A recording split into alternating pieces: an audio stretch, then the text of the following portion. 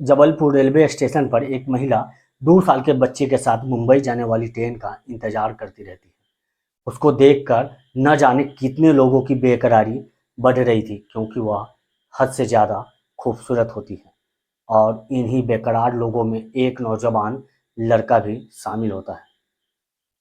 दोस्तों, उसको कभी पास से तो कभी दूर से, कभी इधर से तो कभी उधर से उस लड़की को निहारता रहता है। उसकी आंखों में बस जाती है वह महिला, उसके सपनों की रानी लगती है। लेकिन तभी ट्रेन आ जाती है और सारे लोग अपने अपने डिब्बे में जाकर अपने अपनी सीटों पर बैठ जाते हैं और लड़का S1 में बैठता है। वह महिला किसी और डिब्बे में चली जाती है। उस सीट पर बैठे बैठे उस महिला के बारे में सोचने लगता है कि 1 घंटे के अंदर ही उसके दिल की गहराइयों में बस चुकी थी। लाजवाब कहानी है। आइए जानते हैं कहानी को इस वीडियो में।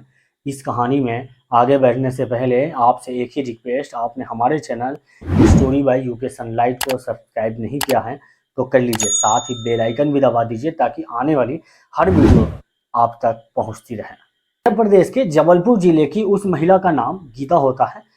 2 अप्रैल 2023 का महीना था जब वह महिला जबलपुर रेलवे स्टेशन पर 2 साल के बच्चे के साथ मुंबई मेल ट्रेन का इंतजार करती है।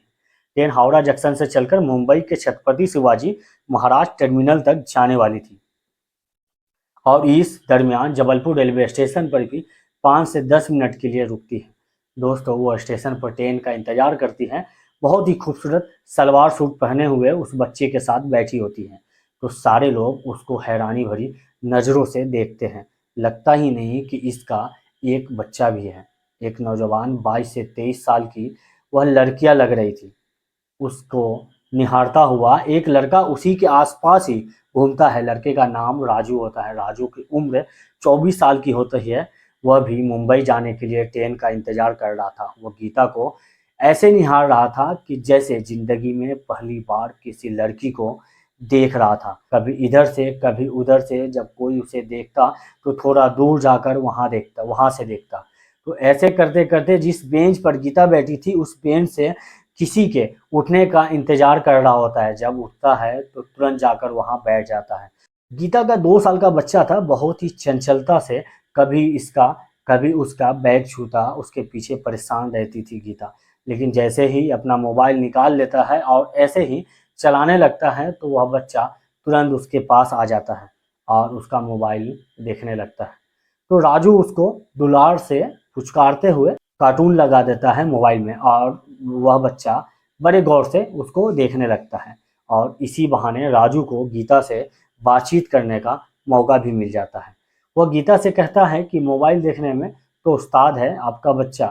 तो कहती है कि हाँ, देखता है, शांत रहता है, वरना क्या मजाल है कि शांति से कभी 1 मिनट भी बैठ जाए। जब सो जाता है तभी चैन आता है, दिन भर चलता ही रहता है। तो राजू कहता है चलो अच्छी बात है, रोता तो नहीं है। तो गीता कहती है नहीं रोता है, बहुत कम रोता है, जब भूख लगती है तभी रोता है। दोस्तों, इस तरीके से बातचीत की शुरुआत करता है।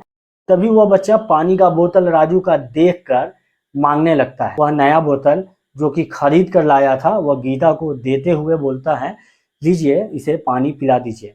गीता कहती है नहीं, अभी मैं खरीद लाती हूँ, आप अपना पानी अपने पास रखिए। नहीं, मैं अभी खरीद कर लेके आया हूँ, पैक है, अभी मैंने इसको खोला भी नहीं है, इसे आप पिला सकते हैं। कोई बात नहीं है, बच्चा ही तो है। गीता उसका बोतल ले लेती है और फिर उस बच्चे को पानी पिला देती है। दोस्तों, तभी ट्रेन का आने का अनाउंसमेंट होता है। ट्रेन अपने निर्धारित समय पर शाम के करीब 7:30 बजे जबलपुर रेलवे स्टेशन पर आ जाती है। सारे लोग बैठने लगते हैं। तो राजू गीता से कहता है कि आपका सीट कौन से डब्बे में है। तो कहती है कि मेरा तो कोई सीट ही नहीं है, अभी चल कर देखती हूँ, टिकट बनवा लेती हूँ। तो वह कहता है कि मेरा तो S1 में 31 नंबर सीट है, कंफर्म है। जो कहना चाह रहा हो कि चलो मेरे साथ मेरे सीट पर बैठ जाओ, लेकिन इस बात को इग्नोर कर देती है और वह दूसरे डिब्बे में बैठ जाती है और यह अपने सीट पर जाकर बैठ जाता है। इधर उधर देखने लगता है और मन ही मन ही सोचता है कि काश एक बार और उस महिला के दर्शन हो जाए। जो दिमाग में घुस जाती है और उसी के तलाश में अपनी नजरें दौड़ाता है। लेकिन ट्रेन चल पड़ी और गीता डिब्बे में चली जाती है। उसके बारे में सोचने लगता है कि बहुत ही खूबसूरत औरत है, अकेली भी है, उसके साथ सफ़र करने का मौका मिलता तो बहुत सारे सवाल मन में आ रहे थे। आधा घंटा यूं ही बीत गया, तभी उसकी तरफ से गीता अपने बच्चे को लेकर आते हुए दिखाई दे रही थी।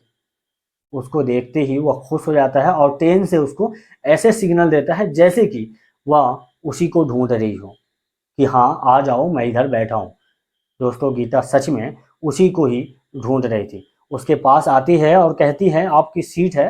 तो कहता हाँ मेरी है। गीता बोलती है, मैं बैठ रहा हूँ। तो कहा बिल्कुल आप बैठ जाइए। तुरंत खड़ा हो जाता है, उसका बैग संभालता है, उसके बाद बैग को तुरंत सीट के नीचे घुसा देता है। बोलता है बैठ जाइए, कोई दिक्कत नहीं, मेरे सीट है। इसकी सीट खाली थी तो उस पर गीता एक तरफ बैठ जाती है और वह लड़का एक किनारे सिमट कर बैठ जाता है। इसके बाद उस बच्चे के लिए वह कार्टून लगा देता है। तभी गीता बोल पड़ती है कि मेरा टिकट नहीं था, उसके लिए मैंने बोली हूँ, लेकिन उसने बोला कि कोई सीट खाली नहीं है। इसके बाद मैं इधर चली आई क्योंकि आपने बोला था यहाँ पर मेरी सीट है, तो मुझे उम्मीद थी कि आप मुझे बैठने दोगे। राजू बोलता है हाँ, मैं तो किसी को भी नहीं रोकता हूँ। राजू के लिए यह सब सपने जैसा था। उसके सामने हकीकत में यह सब हो रहा था। जिसको 1 घंटे से निहारे जा रहा था, वह उसके सामने बिल्कुल छत पर बैठी थी और इस तरीके से जा रही है, इसका कोई सीट नहीं है।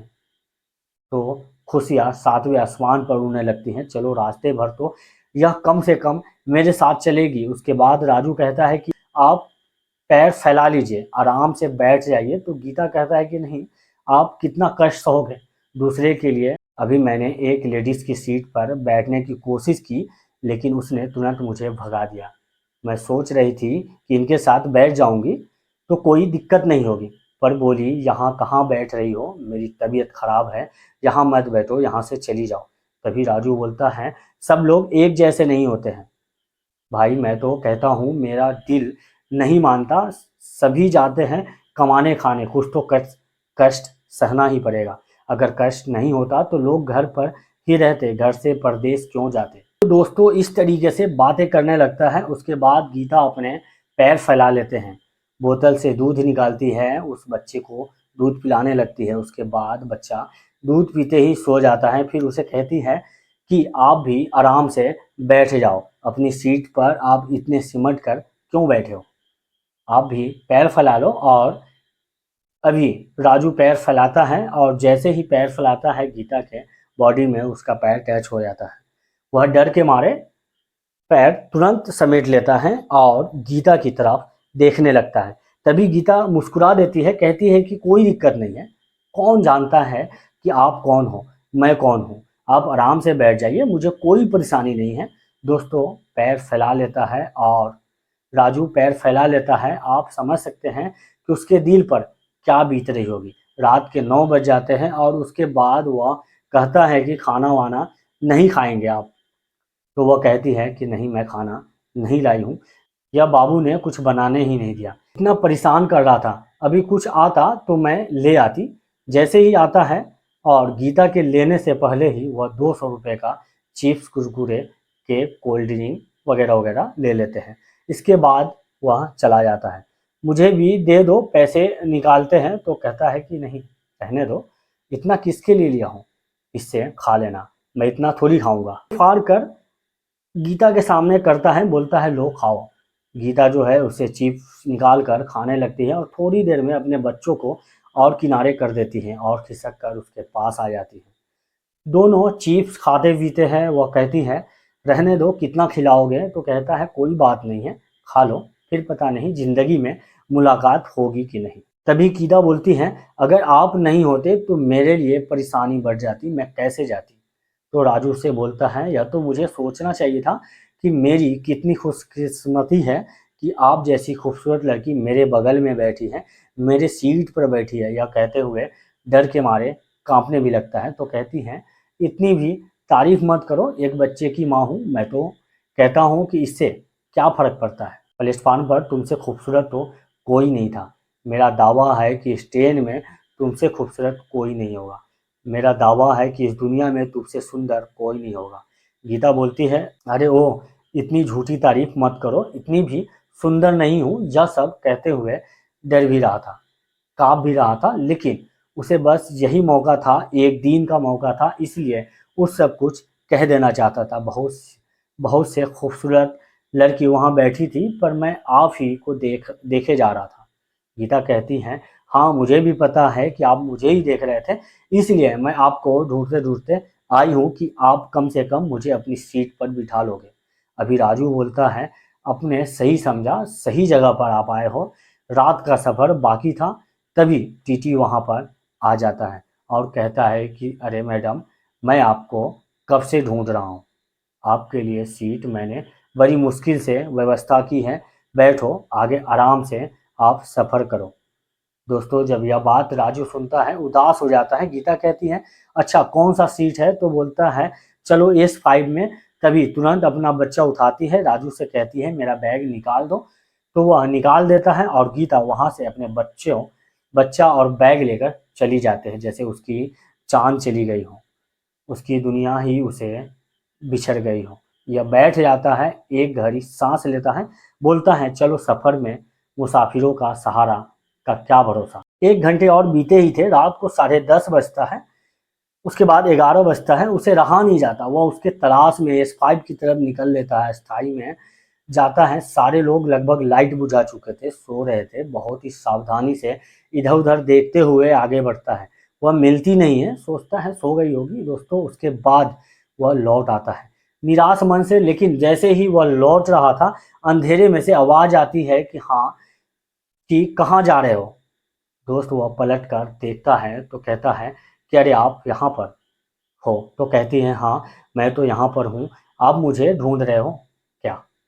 कहता है कि नहीं, मैं तो सोच रहा था आपको कोई परेशानी तो नहीं कर रहा है। तो बोलता है कि नहीं, परेशान नहीं कर रहा है, परेशान तो तुम हो रहे हो, सीट दे दिया तो मैं यहाँ चली आई, आप परेशान होते इसलिए मैं वहाँ से चली आई, कोई दिक्कत नहीं है, आप बेकार में चली आई हो। तो कहती है, अगर ऐसी बात है तो मेरा बैग उठाओ या बच्चा संभालो, चलो मैं फिर से चलती हूँ। वहीं पर बच्चा संभालता है, उसका बैग उठाता है, आगे आगे और पीछे पीछे गीता, जो कि वह दोनों सीट पर आ जाते हैं। जो लोग जग रहे थे हैरानी भरी नजरों से उन दोनों को देखते रहते हैं। सब कुछ समझ रहा था, आखिरकार कमेंट ही कर देता है कि का भैया, भाभी जी को आखिर ढूंढ के लेकर के आए। तो इस तरीके से दोनों हंस देते हैं और उसके बाद वहाँ पर बैठ जाते हैं, फिर सामान वही रख देते हैं और बच्चे को एक किनारे में सुला देते हैं और इस बार दोनों एकदम बेहद करीब बैठ जाते हैं। उसके बाद वह उसके कंधे पर अपना सर रख देता है, कहती है मैं रख लूँ? तो बोलती है कोई दिक्कत नहीं है। फिर पूछती है तुम्हारी शादी हो गई है? तो राजू कहता है नहीं, मेरी शादी नहीं हुई है। तो उसने बोली क्या काम करते हो? तो बोला पीओपी का काम करता हूँ, पैसे अच्छा खासा कमाता हूँ, लेकिन कोई संभालने वाला नहीं है, इसलिए पैसे बचते नहीं हैं। आपके पति कहाँ पर हैं? तो गीता उदास हो जाती है और कहती है कि क्या बताऊँ, पति था कि किसी जन्म का दुश्मन था मेरा, अब क्या बताऊँ पति के बारे में। तो राजू कहता है बताओ आखिर क्या बात है, जब से आप आई हो मैं देख रहा हूँ कोई आपको कोई फ़ोन भी नहीं कर रहा है। यही मैं सोच रहा कि आपके पति भी फ़ोन नहीं किए कि कहाँ पर हो, पहुँचे या नहीं पहुँचे, आपके घर वालों का भी कोई फ़ोन नहीं आया। तो वह बोली ऐसी बात नहीं है, मेरा फ़ोन ख़राब है, अगर मेरा फ़ोन सही होता तो फ़ोन मेरे मम्मी पापा करते। गीता बोलती हैं उसका किराए का मकान था मुंबई में बोरीवली में, और अपना मकान बता दिया, मेरी मम्मी पापा को बेवकूफ़ बना दिया, धोखे से शादी करी, 2 महीने बाद ही पता चला कि शराबी है, जुआरी है, उस तरह के गुण हैं उसके अंदर, टपोरी है। और उसके बाद वह मुझे अपनी मम्मी के घर ले जाकर छोड़ कर चला गया। तब से मैं अपने मम्मी पापा के पास रहती हूँ, या बेटा हो गया, इसके बाद ऐसे चल रही है ज़िंदगी। उसके बाद राजू बोलता है कि पति तुम्हारा कहाँ है? तो वो बोलती है कि मर रहा होगा कहीं, उसे क्या लेना देना, उसका कोई मतलब ही नहीं है। तब से उसकी कोई खोज खबर नहीं है, ना उसकी मेरी शक्ल देखी, न मैंने उसके शक्ल देखी, उसकी कोई लेना देना नहीं है। क्या होगा उसका, क्या ठिकाना था? दोनों बातें कर रहे थे धीरे धीरे। तो कहती है कि अब मुझे नींद आ रही है, मुझे सोना है। तो वह बोलता है सो जाओ, कोई दिक्कत नहीं है, पैर लटका के मैं बैठ जाता हूँ। वह राजू से कहती है कि मैं आपको पैरों पर अपना सर रख लूँ क्या? राजू कहता है यह भी कोई पूछने वाली बात है। घूम के इधर आती हैं, अपना सर उसके पैरों पर रख लेती है।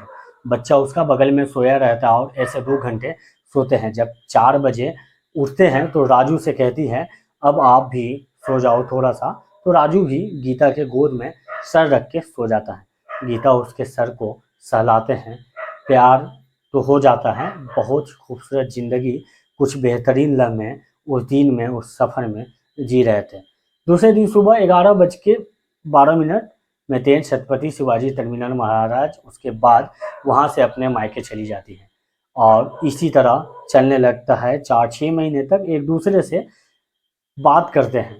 गीता उसे अपने मायके बुलाती है। उसके माता पिता, उसके भैया भाभी सारे रहते हैं और इस दरमियान घर पर आते जाते थे। इस तरीके से अपने मम्मी पापा से भी मिलवाया। 4-6 महीने बहुत सारी प्यार भरी बातें करने के बाद गीता और राजू का जब एक दूसरे से दूर रहना मुश्किल हो गया तो वह दोस्तों उन्होंने आपसी रजामंदी से, परिवार की सहमति से शादी कर लेते हैं और पिछले 5-6 महीने से बहुत ही शानदार जीवन एक दूसरे के साथ गुजार रहे हैं। मध्य प्रदेश के जबलपुर जिले की गीता और राजू की कहानी आप लोगों को कैसी लगी? यह कहानी पसंद आई हो तो सब्सक्राइब करके बेल आइकन दबाएं। फेसबुक पेज को फॉलो कर लीजिए। व्हाट्सएप चैट भी कर सकते हैं। लिंक आपको चैनल के डिस्क्रिप्शन में मिल जाएगा। मैं आपसे मिलूंगा अगली कहानी में। तब तक के लिए अपना ख्याल रखिए। थैंक यू, बाय, जय हिंद।